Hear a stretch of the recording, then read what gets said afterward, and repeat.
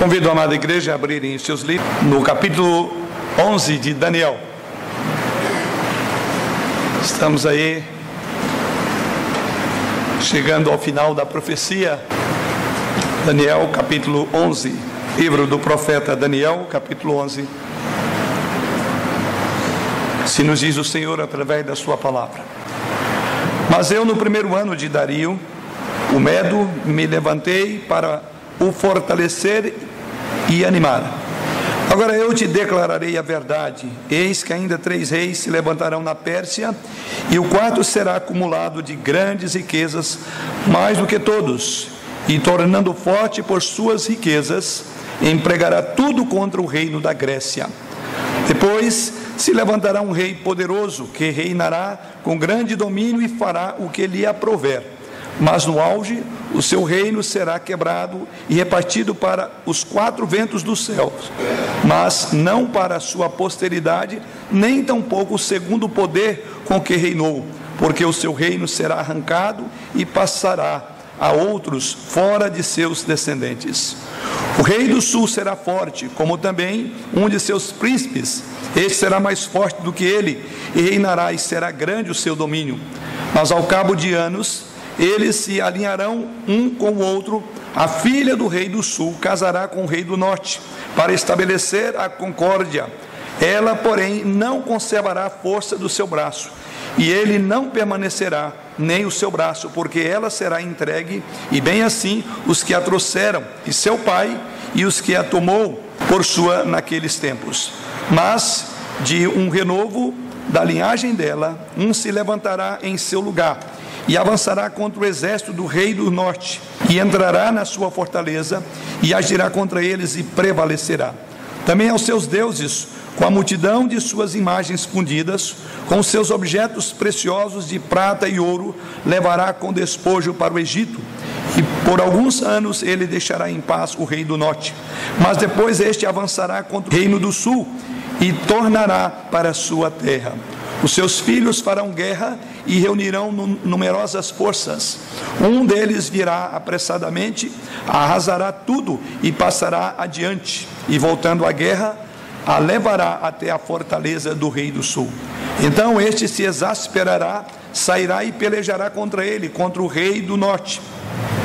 Este porá em campo grande multidão, mas a sua multidão será entregue nas mãos daquele. A multidão será levada e o coração dele se exaltará. Ele derribará miríades, porém não prevalecerá, porque o rei do norte tornará, e ele porá em campo multidão maior do que a primeira, e ao cabo de tempos, isto é, de anos, virá à pressa com grande exército e abundantes provisões. Naqueles tempos se levantarão muitos contra o rei do sul. Também os dados a violência dentre o seu povo se levantarão para cumprirem a profecia, mas cairão. O rei do norte virá, levantará baluarte, tomará cidades fortificadas. Os braços do sul não poderão resistir, nem o seu povo escolhido, pois não haverá força para resistir. O que, pois, vier contra ele fará o que bem quiser, e ninguém poderá resistir a ele. Estará na terra gloriosa, e tudo estará em suas mãos. Resolverá vir com a força de todo o seu reino, e entrará em acordo com ele, e lhe dará uma jovem em casamento para vingar. Porém, não vingará, nem será para sua vantagem. Depois se voltará para as terras do mar e tomará muitas, mas um príncipe fará cessar-lhe o opróbrio, e ainda fará recair este opróbrio sobre aquele. Então voltará para as fortalezas da sua própria terra, mas tropeçará e cairá, e não será achado. Vamos meditar hoje até o verso que nós paramos, posto que o verso 20, vamos entrar num novo aspecto dessa história narrada por este anjo do Senhor ao profeta Daniel. Irmãos, no capítulo 11, como temos diante de nós, do livro de Daniel, o anjo de Deus ainda está falando com ele. Aqueles que entendem, conforme a última mensagem, que trata-se do próprio Jesus Cristo.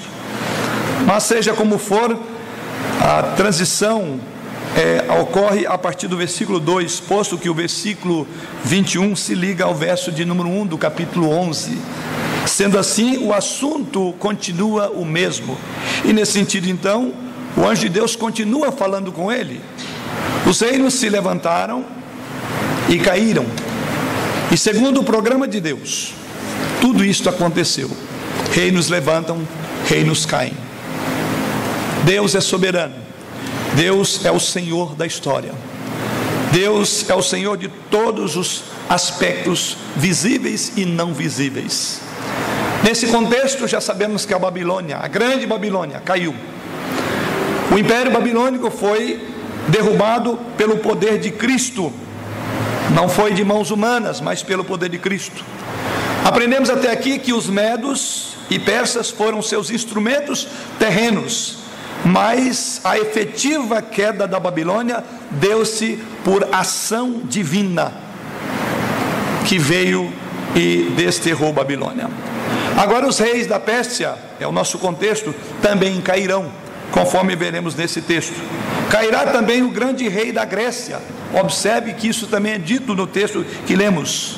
As lutas internas que se travarão entre o reino do sul e do norte, no capítulo que lemos aos irmãos, estão elas já profetizadas, e nada escapará ao controle de Deus, porque Ele é o Senhor da história. Este capítulo 11 de Daniel, irmãos, é um verdadeiro retrato do futuro. É a história sendo contada antes de acontecer. Deus está levantando, por assim dizer, a cortina e mostrando para Daniel que o futuro haveria de resguardar e separar para a nação de Israel. E é isso que vemos no versículo de número 2. Agora eu te declararei a verdade, diz esse anjo, ou como aqueles outros acreditam, Jesus. Eis que ainda 3 reis se levantarão na Pérsia, e o 4º rei será acumulado de grandes riquezas, mais do que todos, e tornado forte por suas riquezas, empregará tudo contra o reino da Grécia.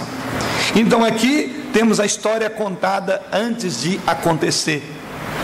Aqui temos uma visão que o profeta Daniel tem do futuro do seu povo, e um futuro mais distante.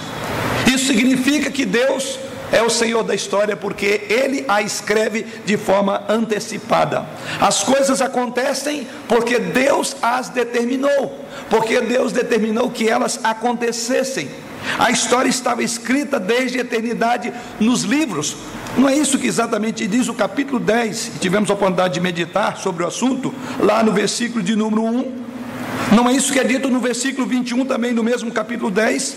Mas eu te declararei o que está expresso na escritura da verdade, e ninguém há que esteja ao meu lado contra aqueles, a não ser Miguel, vosso príncipe. Aqui esse anjo está dizendo que ele declarou que está expresso na escritura que é verdade.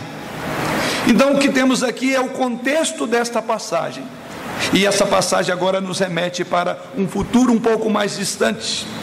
O capítulo 11 desta profecia é um dos mais difíceis de toda a profecia de Daniel. O capítulo 11 é um texto difícil de entendimento, especialmente para aqueles que não são bons em história. E é por isso que nós podemos agora olhar dentro desse contexto e contemplar numa perspectiva histórica, de fato, tudo o que aconteceu, segundo relatado pelo anjo a Daniel. Nesse capítulo 11 nós encontramos aqui grandes e confortadoras lições. Neste capítulo 11 aprendemos que Deus é o Senhor da história, que Deus rege o universo. E é exatamente o nosso tema desta noite, a soberania de Deus no curso da história. Vamos orar.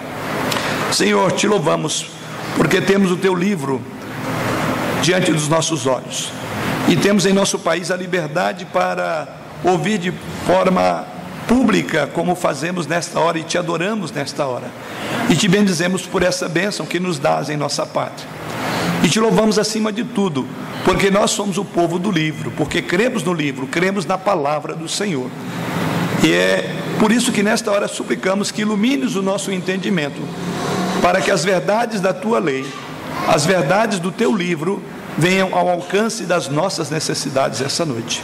E que ao olhar para a Tua palavra e o cumprimento de tudo aquilo que o Senhor profetizou através de Daniel, possamos ser encorajados e desafiados a confiar mais na Tua soberania no curso da nossa própria história. Assim é em Jesus que oramos. Amém. Nós vamos pensar nessa passagem, ou seja, até o verso 20, em dois tópicos. Os irmãos estão acostumados, ou nós estamos acostumados a esperar aí um terceiro tópico, então não espere o terceiro. Então eu pararei no segundo tópico. E nós vamos pensar naquilo que estudamos de duas perspectivas. Primeiramente, a história propriamente contada, ou desdobramento do que esse anjo vem dizer a Daniel. E, no segundo momento, quais lições vamos tirar desta história? Vamos então ao primeiro aspecto que remete-nos esse texto.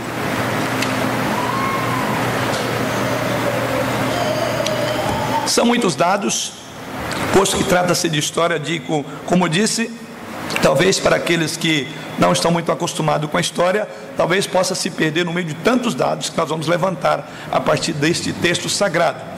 Mas isso nos será importante até mesmo para que as implicações desse texto fiquem claras ao final da nossa meditação esta noite.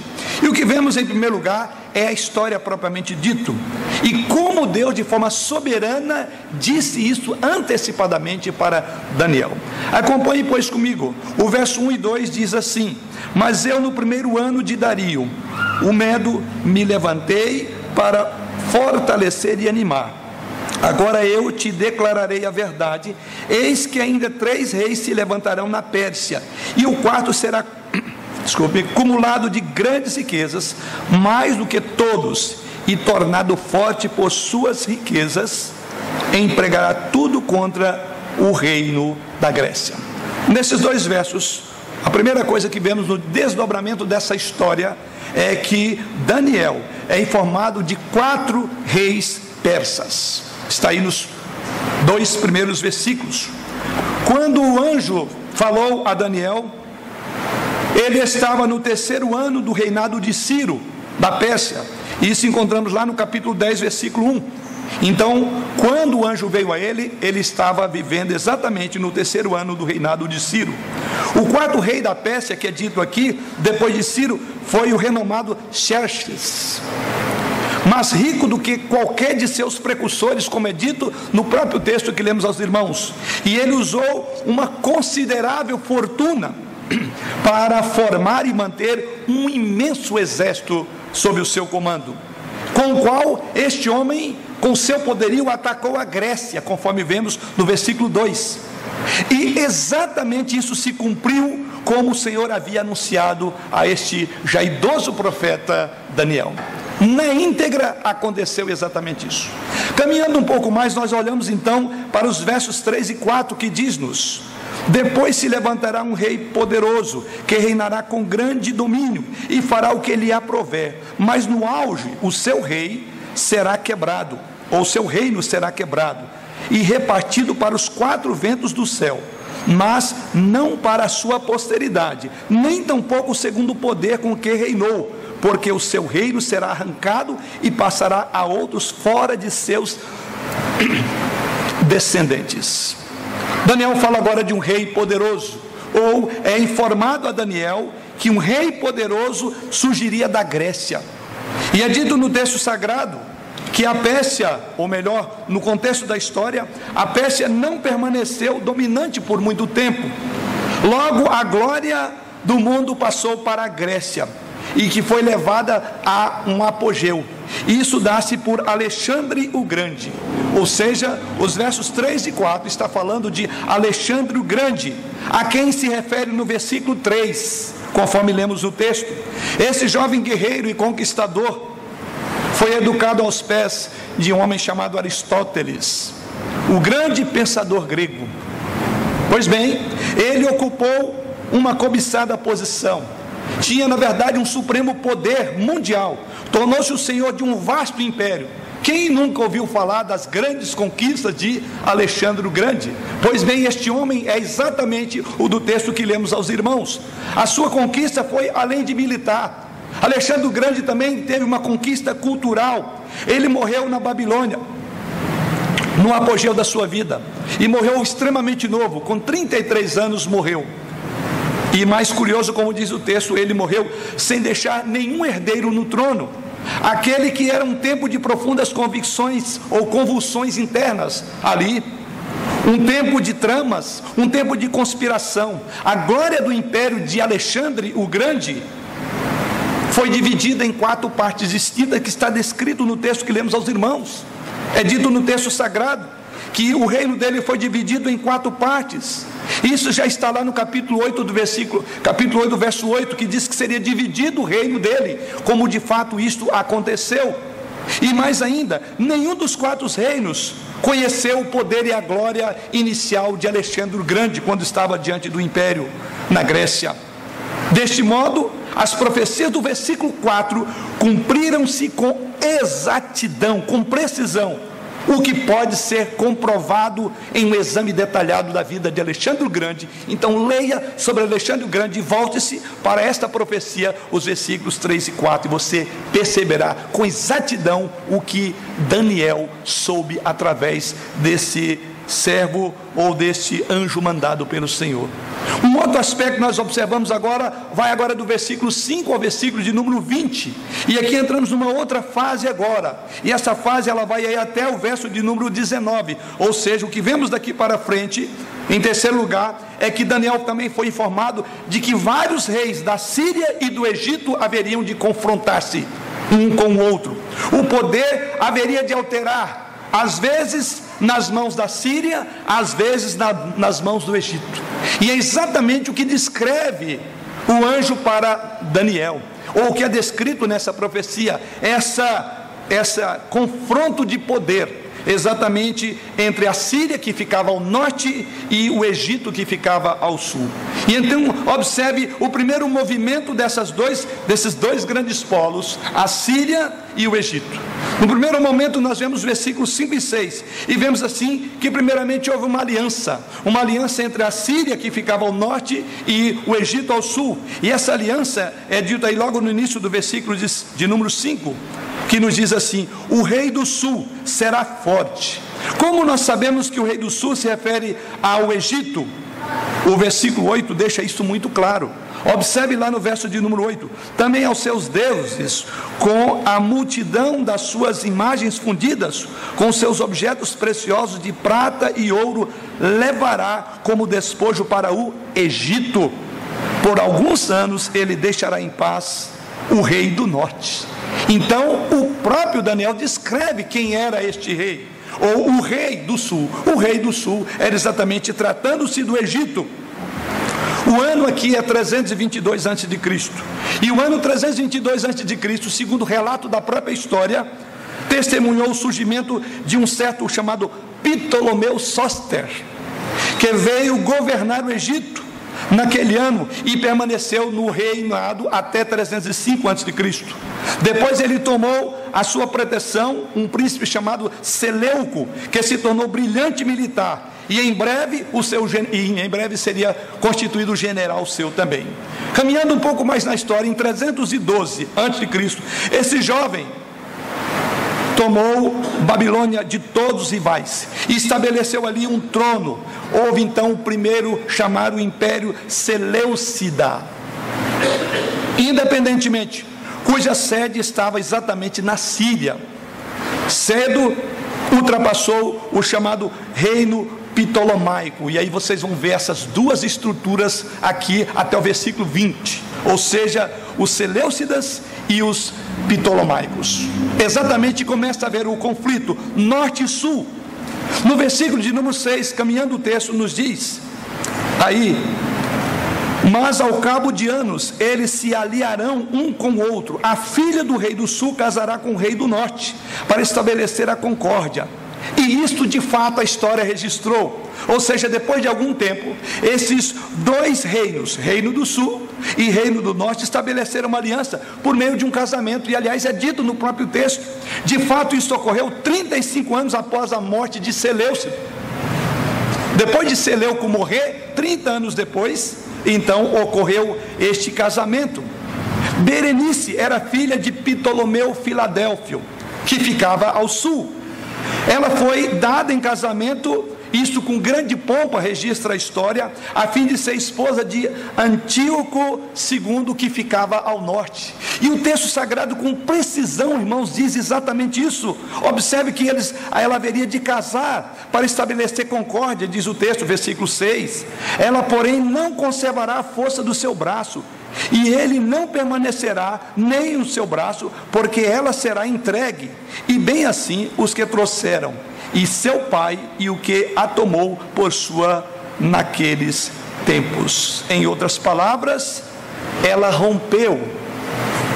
Então Berenice, que casou, conforme vemos a própria história, com Antíoco II, que ficava ao norte, mas diz que o casamento não deu o resultado desejado, que era a união dos dois reinos, o do norte e do sul. O texto diz que pouco tempo durou, porque o pai de Berenice morreu, segundo o relato histórico, e o mesmo aconteceu ao seu marido e ao seu filho, e todos foram assassinados, segundo registra a história. Caminhando então para o verso de número 7 a 12, nós vamos ver mais algo precioso do como que Deus coordena toda a história. E nos versos 7 a 12 vemos agora a derrota da Síria pelo Egito. Ou seja, depois dessa fracassada aliança, onde casa Berenice com Antíoco II, depois dessa fracassada aliança, então começa a haver aqui um vai e vem de poderio. Vez norte prevalece, outras vezes o sul prevalece sobre o norte. Aí diz o texto sagrado no verso de número 7: mas de um renovo da aliança dela, um se levantará em seu lugar, e avançará contra o exército do rei do norte, e entrará na sua fortaleza, e agirá contra eles, e prevalecerá. Então é dito que um renovo da linhagem de Berenice se levantaria. De fato, seu irmão, na verdade, se levantou e tornou-se o rei do Egito. Foi o terceiro Ptolomeu a reinar, sendo conhecido como Ptolomeu Euergenetes, ou seja, que significa em português o que procede do bem. E a história registra que esse homem venceu a batalha contra o norte e matou todos que assassinaram a sua irmã Berenice com seu marido. Isso é história. No versículo 8 continuamos: também aos seus deuses, com a multidão das suas imagens fundidas, com seus objetos preciosos de prata e ouro, levará como despojo para o Egito. Por alguns anos ele deixará em paz o rei do norte. Ou seja, o sucesso do reino do sul foi muito amplo, segundo a própria história registrada. Os seus exércitos, segundo a história, saquearam o norte e trouxeram, como diz o texto, os deuses que eram protetores do Egito. Por algum tempo, diz o texto sagrado, houve então uma considerável superioridade dos chamados ptolomaicos sobre os seleucidas. Exatamente isso aconteceu. Mas o versículo termina com as seguintes palavras, o versículo 8: por alguns anos ele deixará em paz o reino do norte. E foi isso mesmo que aconteceu. Todos esses detalhes históricos, irmãos, foram revelados a Daniel séculos antes que isso se realizasse. À medida que o capítulo prossegue, certamente ficamos admirados com a exatidão da profecia dada a Daniel. Mas não para por aí. Prosseguimos no versículo de número 9. E no versículo 9 nós lemos: mas depois este avançará contra o reino do sul e tornará para a sua terra. O versículo nos conta que depois ele avançaria contra o rei do sul, e ele tomaria a sua terra. E de fato isso também aconteceu, como registra a história. Do norte, diz a história, veio um homem com um estranho nome, que era da linha dos Seleucidas. Ele era chamado de Calinícios.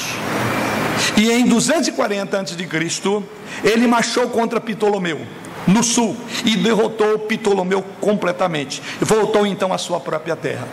Mas o versículo 10 continua nos dizendo: os seus filhos farão guerra e reunirão numerosas forças. Um deles virá apressadamente, arrasará tudo e passará adiante, e voltando à guerra, e levará até a fortaleza do rei do sul.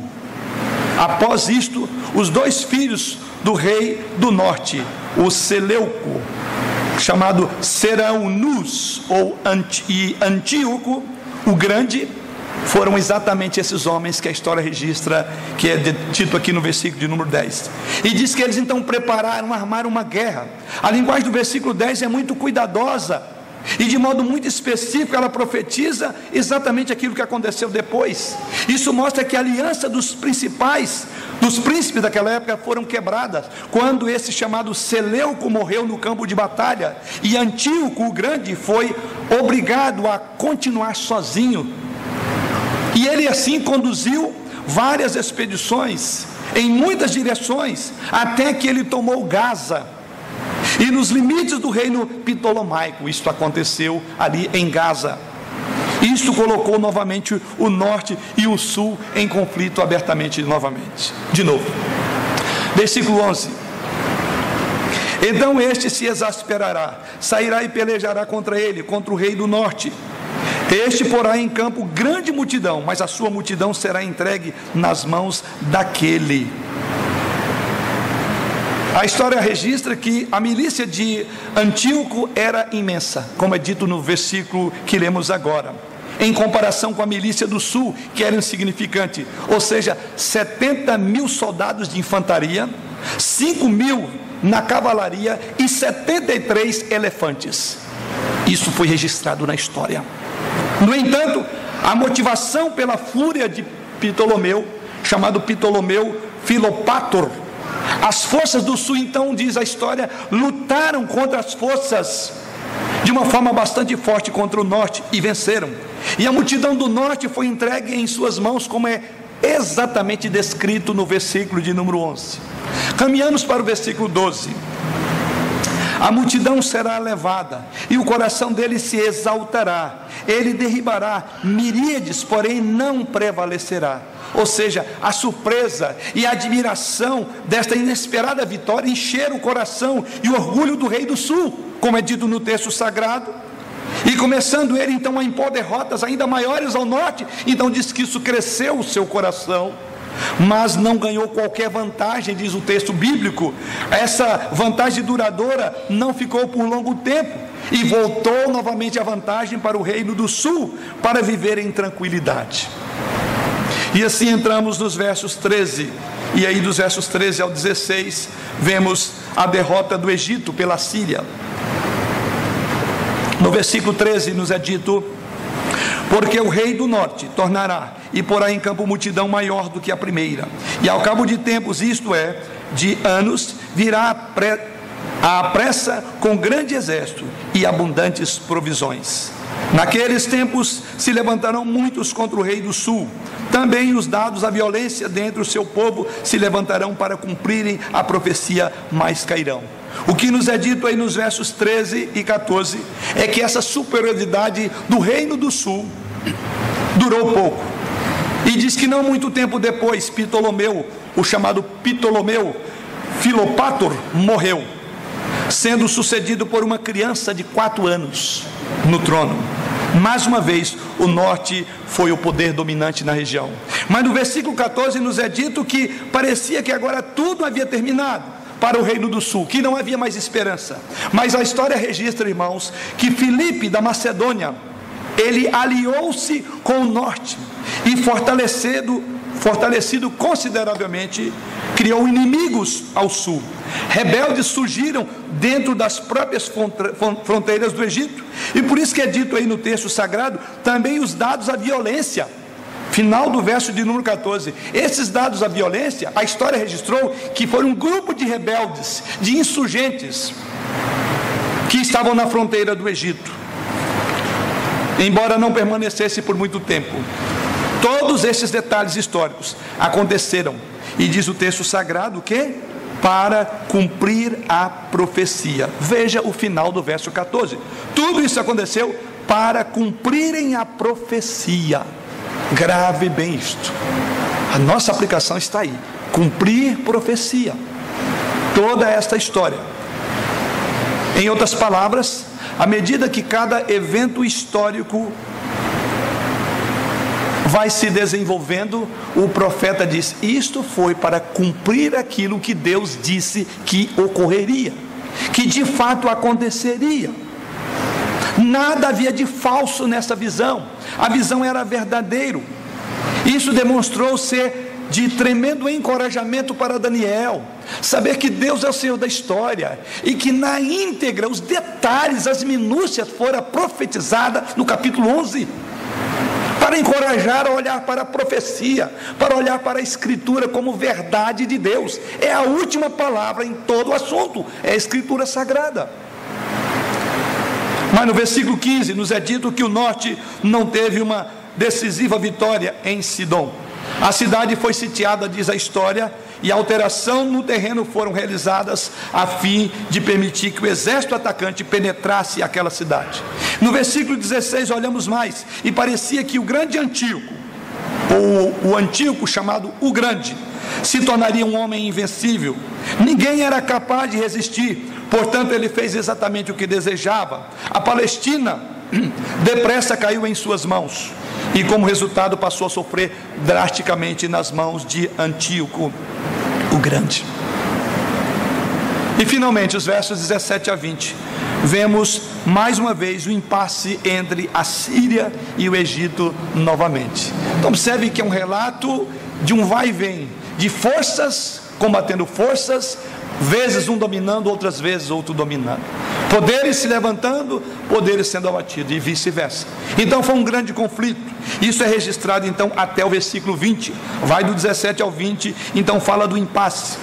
E no versículo 17 lemos o seguinte: resolvera vir com a força de todo o seu reino, e entrará, ou resolverá vir com a força de todo o seu reino, e entrará em acordo com ele, e lhe dará uma jovem em casamento para destruir o seu reino. Isso, porém, não vingará, nem será para a sua vantagem. Ou seja, apesar de todos os esforços, não conseguiu o reino do norte derrotar o sul. E diz o texto sagrado que nesta época o conquistador haveria de mudar a sua tática, da mesma forma como acontecera antes. Isso também aconteceu segundo registra a história. Nessa época o conquistador então fez a seguinte tática, chamado Antíoco o Grande. Então Antíoco o Grande concluiu que a melhor maneira de derrotar o sul era por sutileza. Assim, diz a história que Antíoco foi ao Egito com todo tipo de amigos íntegros e contratou o casamento da sua filha Cleópatra. Combinou o casamento ali. E qual era o papel? Com um rei Ptolomaico do outro reino. Então Cleópatra casa com um rei Ptolomeuco ou Ptolomaico. Pensou que este arranjo então resultaria, diz o texto, finalmente ele agora poderia afirmar o seu reino no sul. Mas o plano falhou. Olha o que diz o texto sagrado, que isso não foi por longo tempo. E lá no verso de número 18 mostra que isso não pôde ser levado a uma vitória total. E lá no verso 18 é dito que depois se voltara para as terras do mar e tomara muitas, mas um príncipe fará cessar-lhe o opróbrio, e ainda fará recair este opróbrio sobre aquele. Este fato então registra a história que levou o Antíoco o Grande a abandonar as ambições de realização ao sul. Então ele voltou para as ilhas, isto é, ele voltou para a costa do mar Mediterrâneo. E contra ele marchou um romano chamado Lúcio Escipio e asiáticos. Antíoco foi totalmente derrotado e humilhado segundo a história. No versículo 11 ou no versículo 19 nos é dito que foi uma enorme derrota, causou o fim das ambições territoriais de Antíoco. Impossibilitado de atacar aquelas terras estrangeiras, ele então concentrou a sua atenção em assuntos da sua própria terra, e logo também Antíoco o Grande desapareceu na história. No versículo 20 é um outro campo que observamos, é falado aí de um outro Antíoco, e o verso 20 diz: levantar-se-á depois em lugar dele um que fará passar um um exator, desculpe-me, pela terra mais gloriosa do seu reino, mas em poucos dias será destruído, e isso sem ira nem batalha. Antíoco foi substituído por Seleuco Filopator. Um de seus atos iniciais foi enviar um emissário chamado Heliodoro para confiscar os tesouros do templo em Jerusalém. E esse homem chamado de Heliodoro saiu nessa missão de confiscar os tesouros de Jerusalém.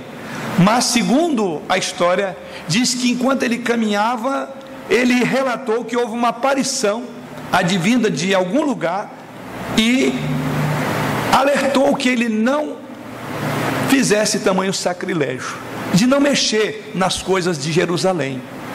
E ele foi divinamente alertado, segundo o relato histórico. E essa ordem então não foi cumprida. E a história diz que Seleuco Filopator desapareceu de forma misteriosa. Alguns julgam até que Heliodoro tenha matado ele por envenenamento, por não ter cumprido a ordem dele. Isso é um registro histórico. Mas chegamos ao ponto onde o versículo 20 fala de um certo Antíoco Epifânio. Esse Antíoco Epifânio, conforme os irmãos verão, ele agora entrará no cenário da história e de uma outra história. Já lemos sobre este homem em Daniel capítulo 8, Antíoco Epifânio. Creio que os irmãos lembram dele. Ele é extremamente importante, tão importante que nós vamos aprender dele numa outra mensagem. Mas o que temos para aprender? Sei que talvez foi cansativo,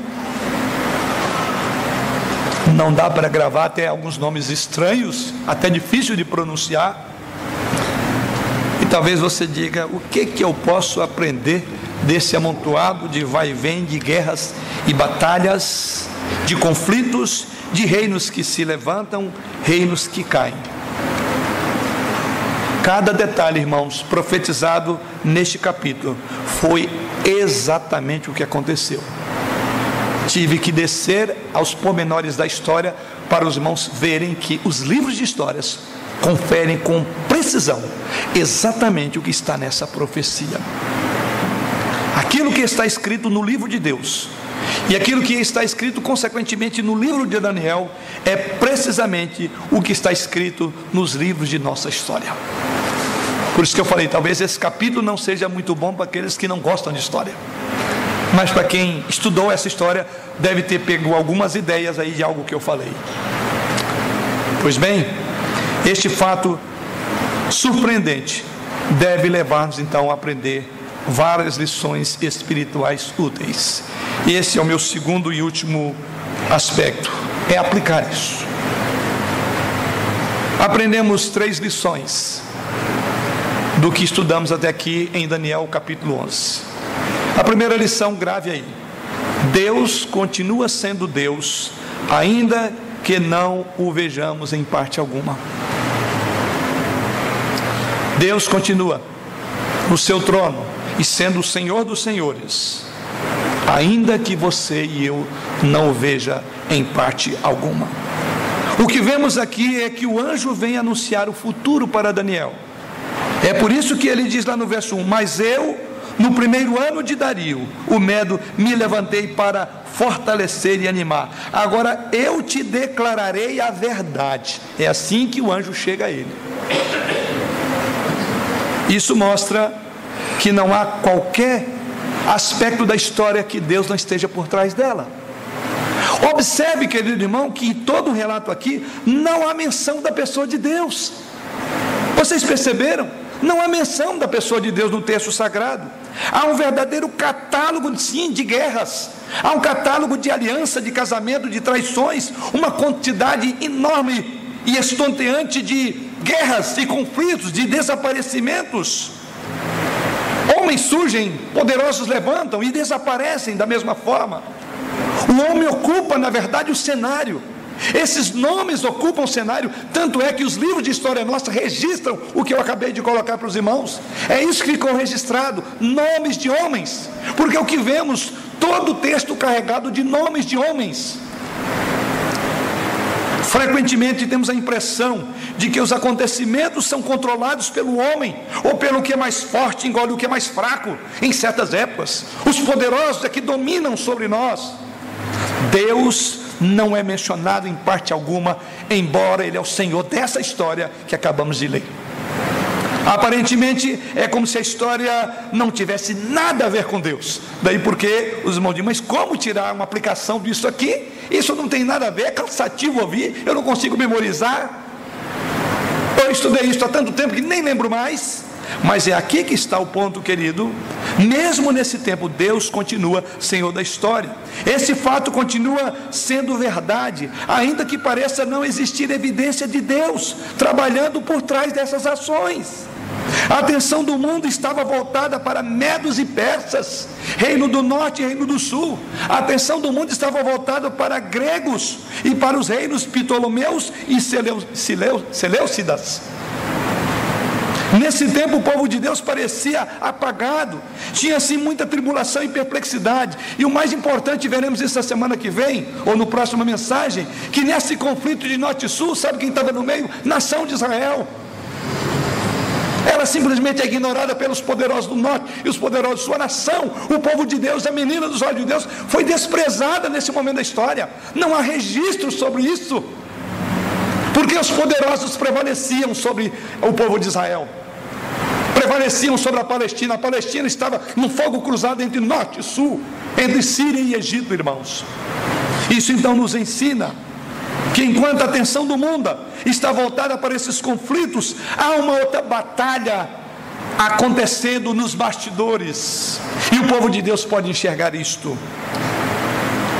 Deus está no controle da história. O seu povo estava ali. A pergunta é: aonde vemos Deus nessa área? Você realmente crê que Deus é o Senhor da história? E não apenas a história universal, mas Deus é o Senhor da sua história, e ela já está escrita e determinada, e na íntegra ela está sendo desenvolvida, revelada aos teus olhos. Vivemos em dias de apostasia, irmãos. Os homens têm se levantado diante do nome de Jesus Cristo e têm proclamado o humanismo, temperado com coisas espirituais.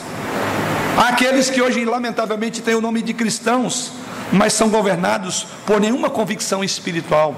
Aqueles que clamam em nome de Deus, mas quando a barriga dói, perguntam onde estava Deus. Aqueles que dizem que confiam no Senhor, para o que der e vier na primeira aprovação, reclamam da ausência divina. A cada dia a igreja visível tem se afastado mais e mais dos seus fundamentos apostólicos, porque ela deixou de crer no Deus que escreveu a história antes dela acontecer. É assim que o salmista diz lá no Salmo 109: os meus dias foram escritos e determinados, quando nenhum deles havia ainda. Como é confortante crer na verdade da palavra do Senhor, como ela nos prepara para dias difíceis. Como resultado direto desta infidelidade de alguns, com a maldade e o declínio da moral em todos os níveis da nossa sociedade. Além disso, ainda vivemos sob a sombra de um terror nuclear. As potências estão aí, cada um tentando colocar o dedo primeiro no botão. Vivemos sim mudanças diárias na política nacional e internacional. Temos lido a respeito de confusão econômica e universal no nosso planeta. Enfrentamos a possibilidade de cada vez mais sermos assaltados na rua, roubados, violentados. Não esperamos nenhuma medida de que a perversidade haverá de diminuir. Quem aguarda isso, aguarda em vão, que ela não vai diminuir. Se você acha que ouviu a pior notícia hoje, espere até a da manhã, será pior. Ainda essa semana estava conversando com alguns irmãos sobre isso.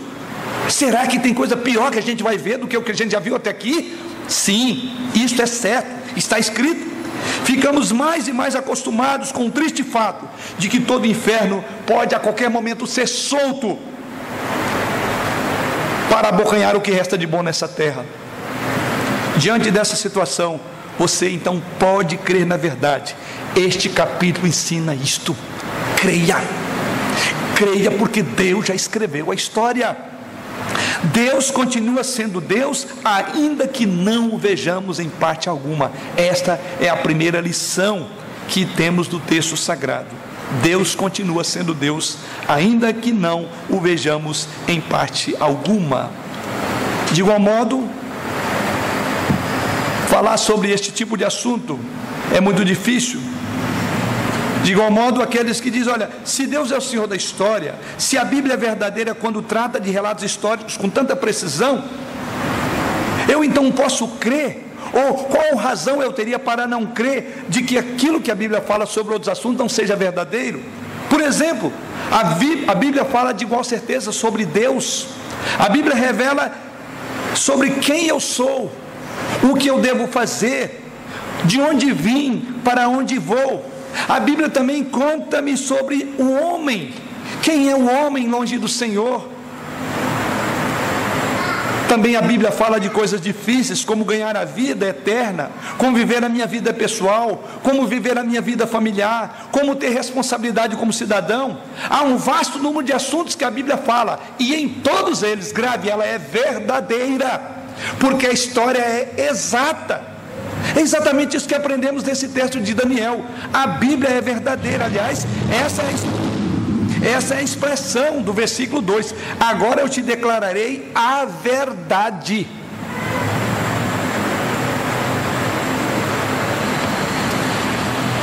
Então é extremamente confortante, irmãos.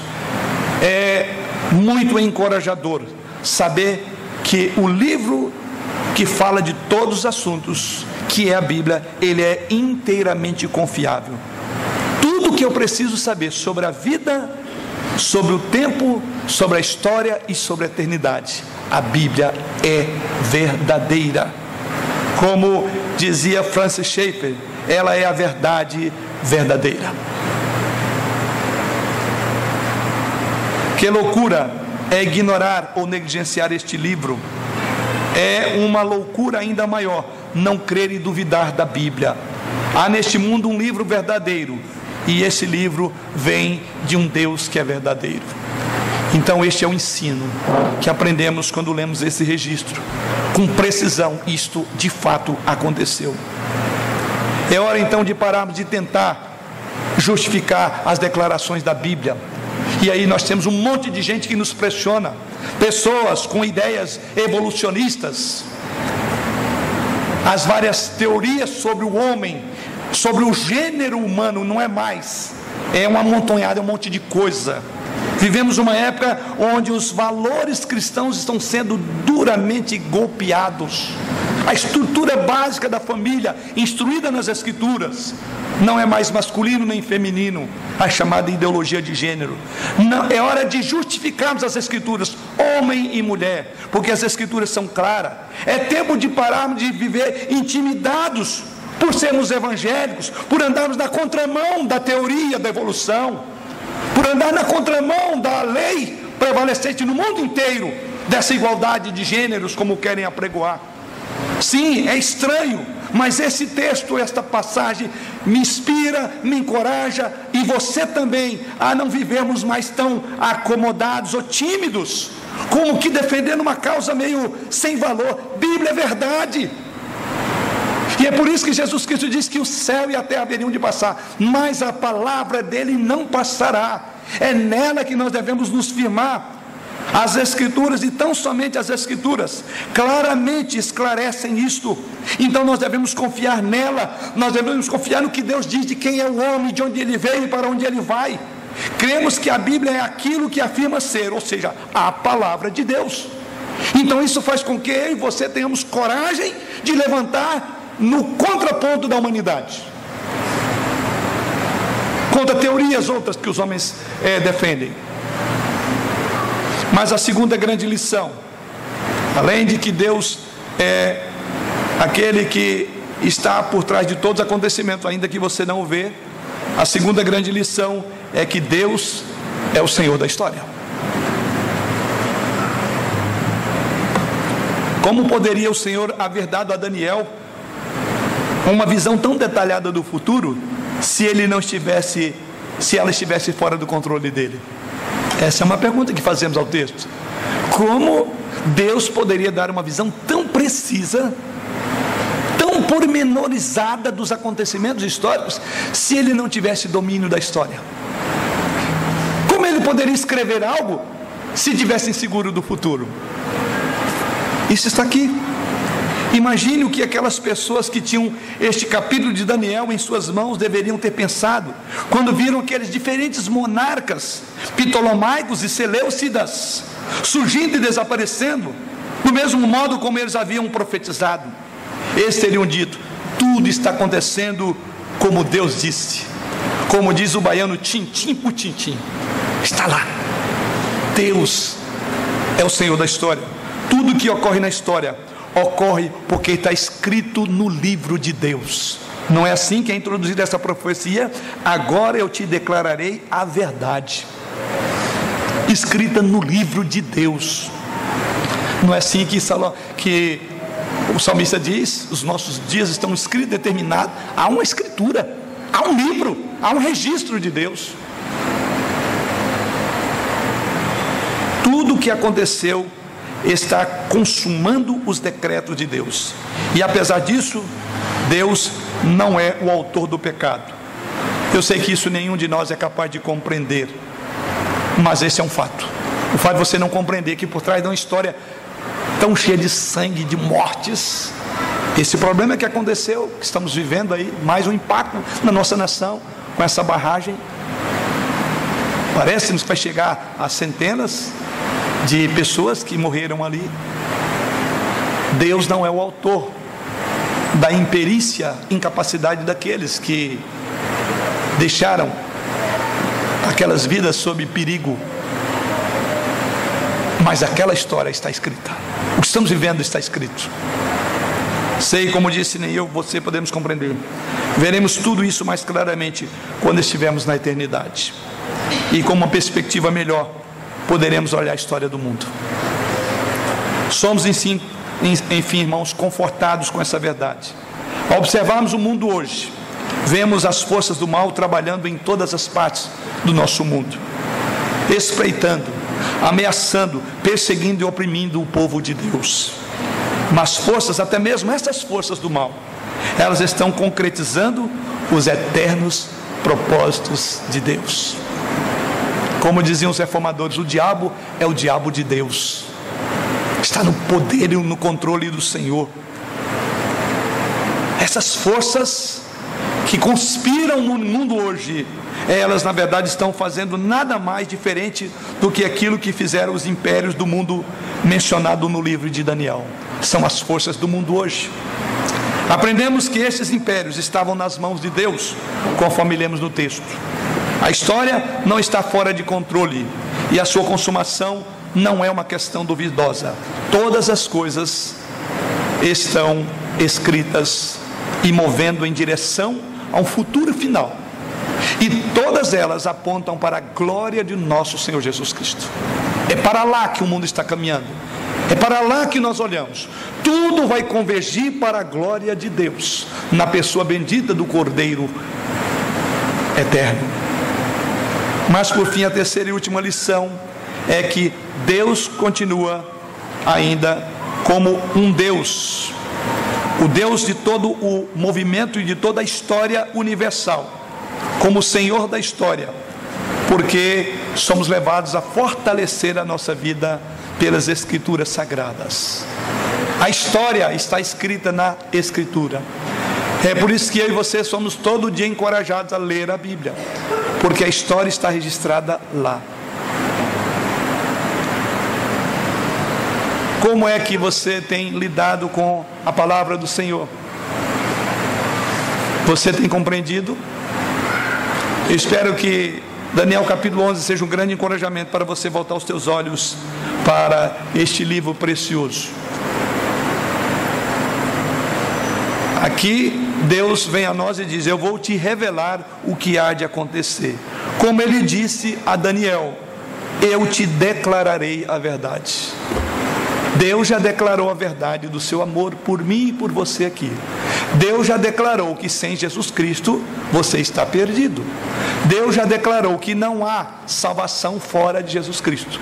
Deus declarou que as suas obras não poderão salvá-lo. Então, ouça a declaração e com base nisso, molde, conduza a sua vida na crença de que Deus é o Senhor da história. A soberania de Deus é um conforto para nós.